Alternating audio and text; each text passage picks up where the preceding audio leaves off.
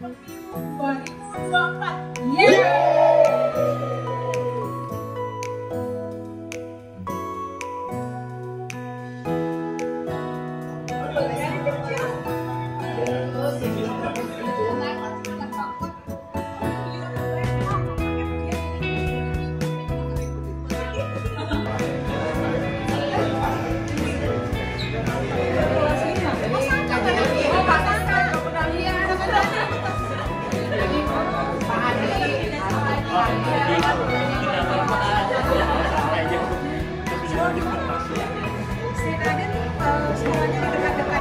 Terima kasih saya ucapkan buat Bapak Adi, Ibu Kiki yang udah datang kemari dari Houston, dari perwakilan dari KJRI untuk tim PPLN. Saya juga mengucapkan terima kasih buat teman-teman, mas-mas, mbak-mbaknya. Ya ini langsung kebuka, isi form, jelas di sini apa sudah terdaftar atau belum. Kalau belum otomatis dia DPK, ya kan? Otomatis DPK. Ya, no problem. Kalau DPK itu kalau terdaftar isi aja sama juga masalah. Yang penting itu bagi orang yang terdaftar jadi pindah ini. Misalnya kan saya nih terdaftar sebagai pemilih Houston, ya kan? Saya mau milih di sini, jadi saya ingin sertifikasi alamat di sini. Semoga harapan dengan sosialisasi ini proses pemilu berjalan lancar,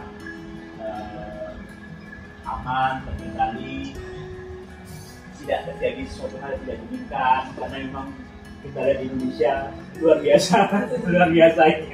Tapi percayalah, saya pribadi sebagai peserta PPLN berusaha berpihak pada yang menang dengan mekanisme, sistem, dan segalanya yang sesuai dengan aturan.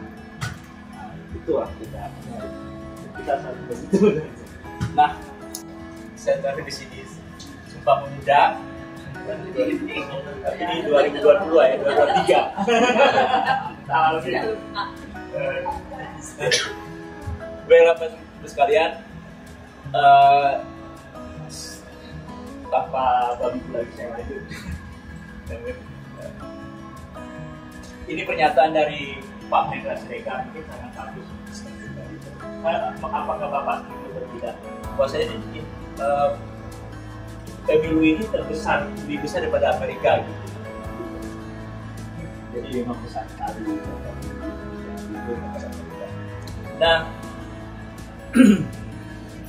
yang pertama sekali adalah apakah kita semua terdaftar kepada pemilih.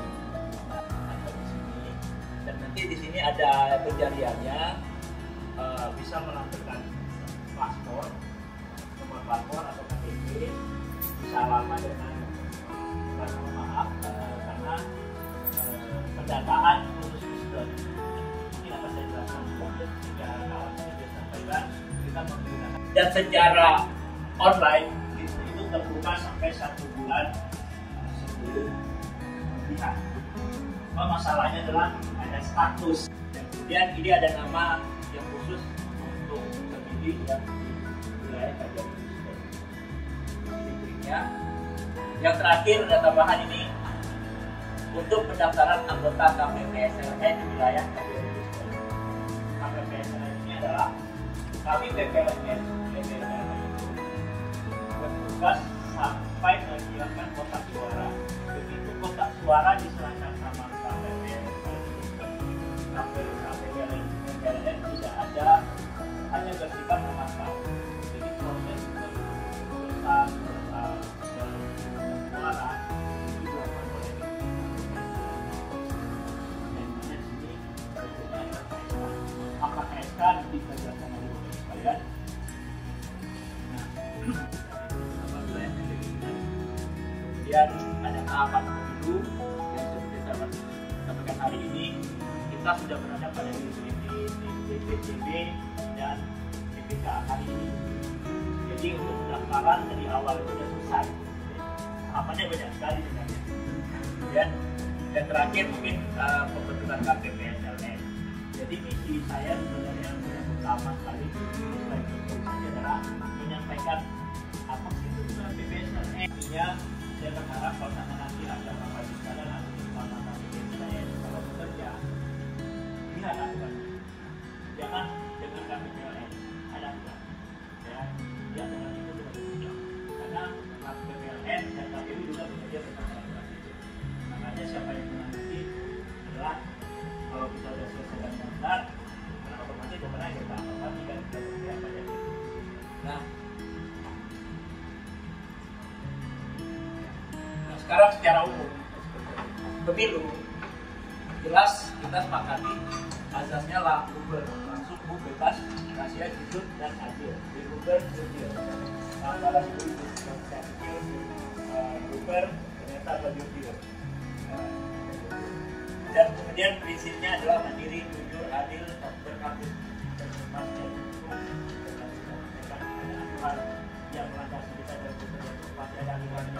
tanggal yang sama dengan di dalam negeri penghitungan suara Pak sekarang. Jadi pada saat penghitungan suara itu adalah tanggal 14 Februari 2024.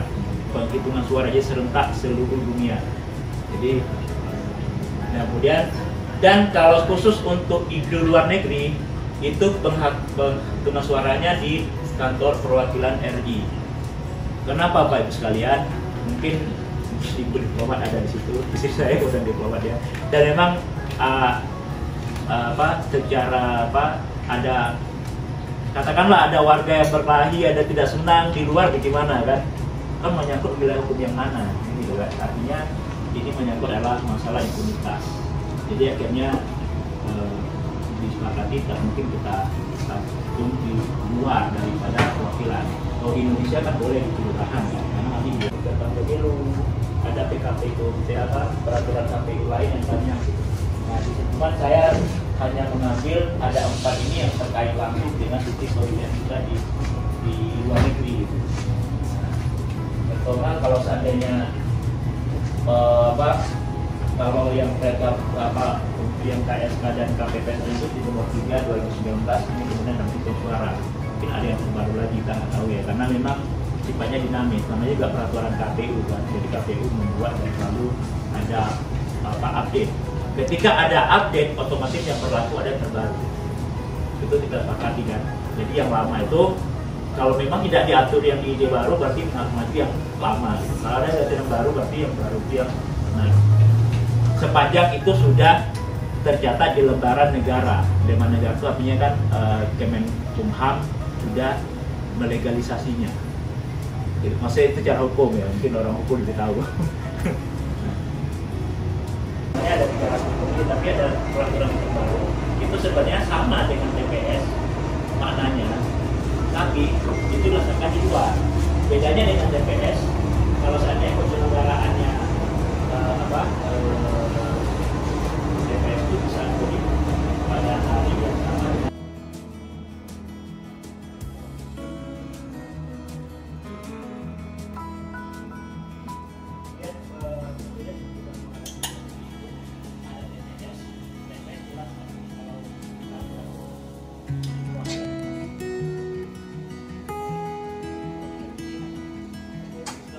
Kalau KSK itu fleksibel Bapak sekalian, bisa membuat model TPS satu tempat saja, atau bisa moving,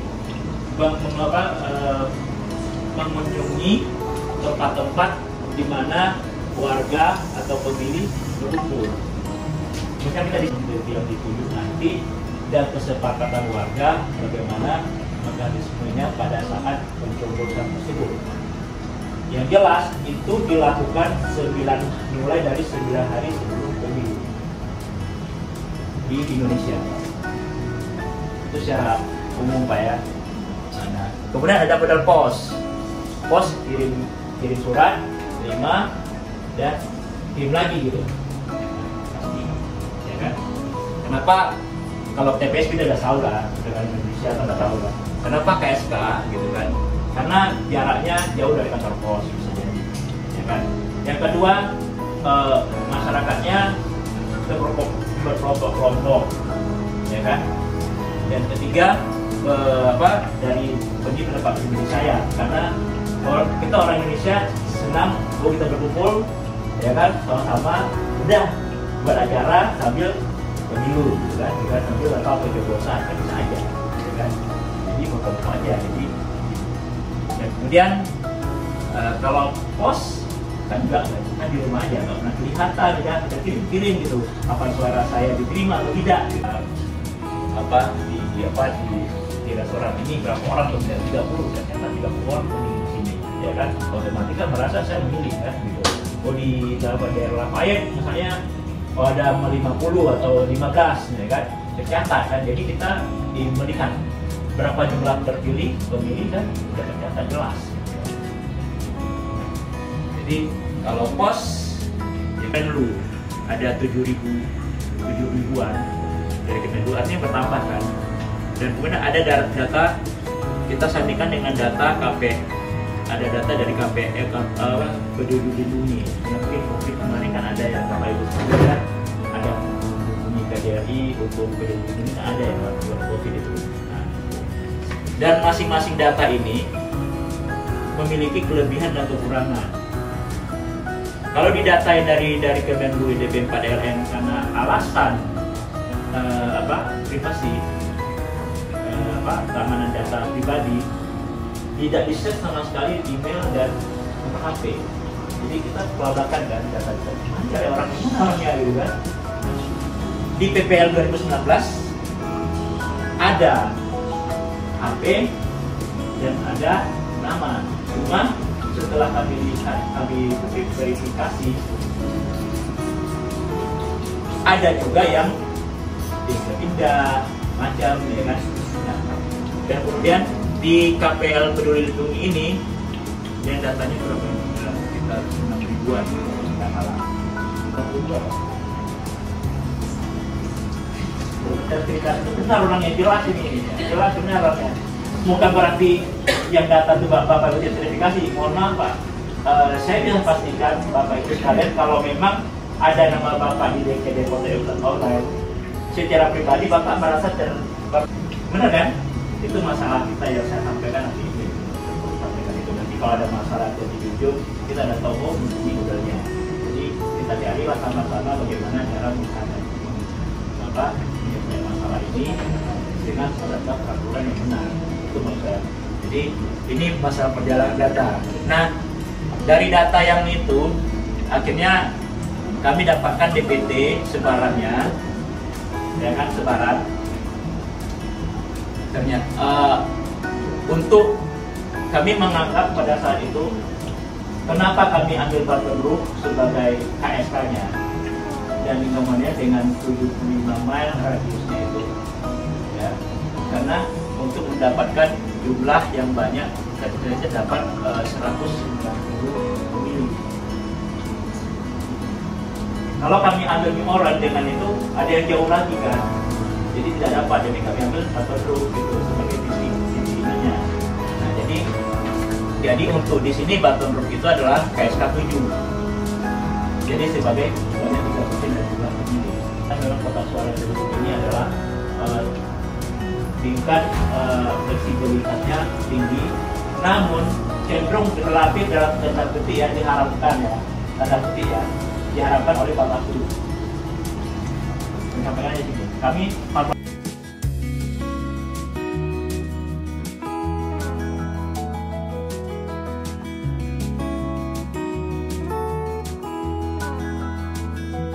jadi oleh kami itu saya pribadi, kenapa kami datang ke sini, dia ada sosialisasi, tujuannya ingin memastikan warga bahwanya orang yang KPPSN yang kita sepakat itu siapa, yang atas nama Ketua KPU.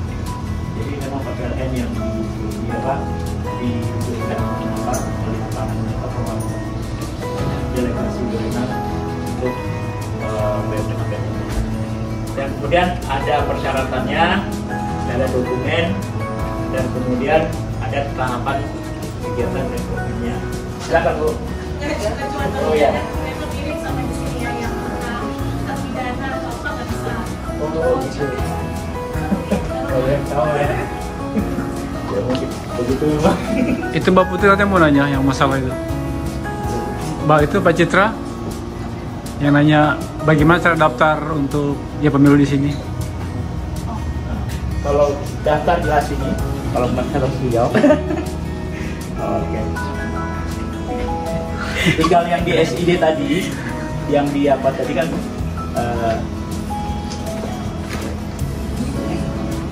di sini websitenya sid.ppln.sn.id dari PPL News tadi langsung keluar ini. Nah, ada formnya.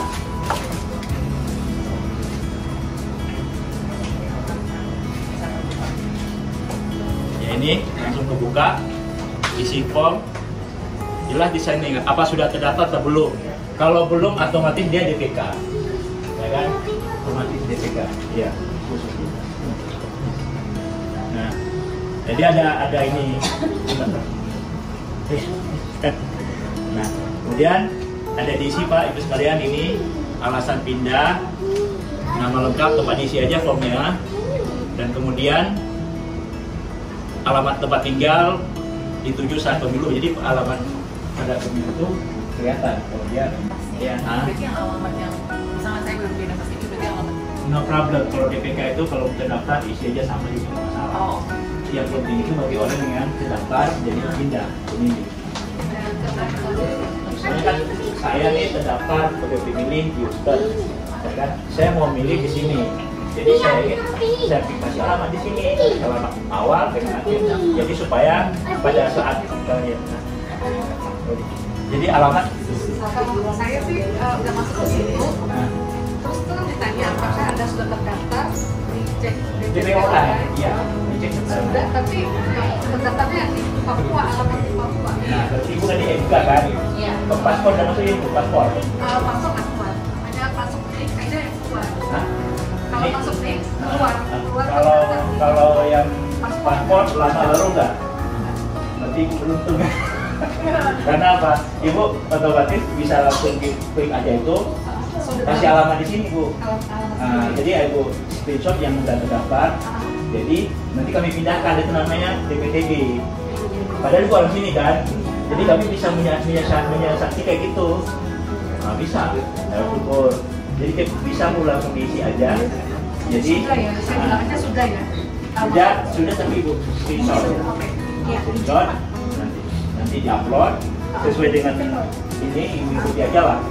Jadi Ibu gunakan alamat Papua. Alamat Papua sesuai dengan alamat itu yang KTP. Jadi nanti yang orang Papua nanti akan menghapus nama Ibu di sana. Jadi masih tidak ke sini.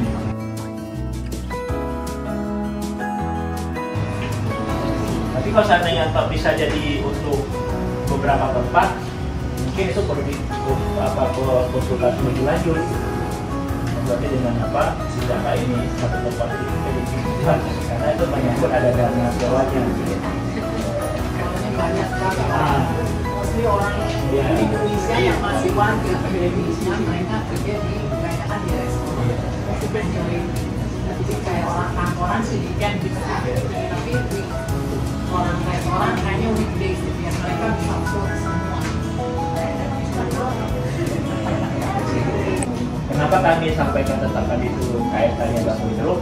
Karena kami melihat real areanya itu 75 mile, ya kan?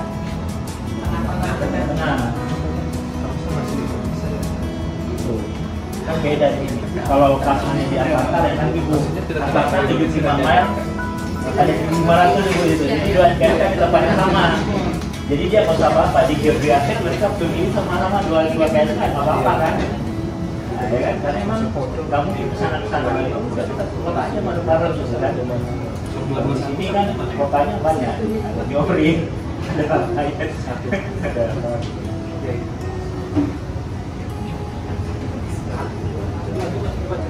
Jadi museum info yang kerja di restoran kan bisa pilih antara pos atau pos nggak bisa. Oh enggak.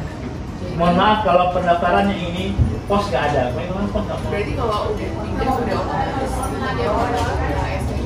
Iya di sini. Tapi dari sana.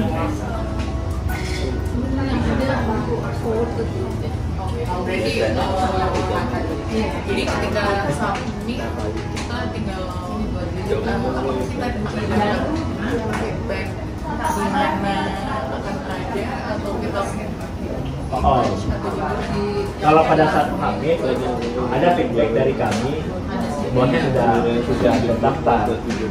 Dan nanti pada saat kalau memang prosesnya terdaftar pada DPTB, kayak itu tadi yang dari Papua, ya kan, ketika pindah nanti ke sini, itu otomatis ada secara sistem surat dari KPU itu datang, dan buatnya dan sampai apa pindah. Kalau DPTB, iya, kayak udah terdaftar. daerah Indonesia. Di Indonesia. Oh, nanti begitu kami proses itu nanti akan dapat surat. Untuk tanggal berapa kalian naik? Oh, kalau untuk datang kan daerah nanti kan ada informasi berarti kan itu kan di wilayah PPLN. Nah, itu kan dilihat aja nanti dari websitenya PPLN itu. PPLN kan kalau di sini kan udah jelas KPPSN-nya bottom group gitu. Kan Pak KSK pasukan KSK 7. Nah, jadi nanti akan ada informasi dari PPSN gimana tempat kerjanya nanti. Nah, itu maksudnya apakah kita harus mendapatkan informasi atau